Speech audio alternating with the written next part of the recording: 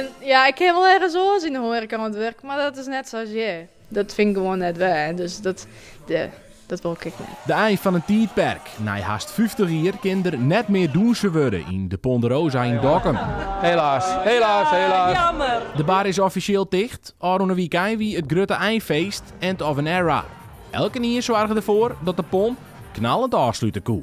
Zei ze nu met me, ik zei, ik weet net dat we druk werden. Ik zei, ik heb geen idee. Want ja, de laatste keer toen wie het net heel druk was. Dus ja, je weet er net, wat komt er nou? Nou, het wordt een jaar loer, het studie vol.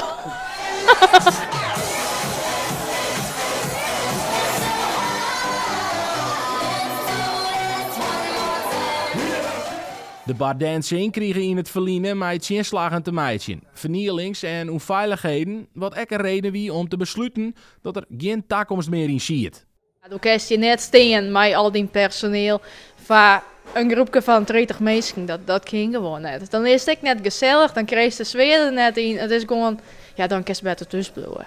De laatste tijd, het verandert altijd even soepel en natuurlijk. Maar ja, het had ik goed geweest. En nou just het laatste feest, dat het zo mooi weer eigenlijk. Ja, dan denk je van ja, ik ben wel best emotioneel aan het eind natuurlijk. Dat, ja, het is het laatste feest, weer super vet mooi. Maar ja, het houdt een keer op, hè?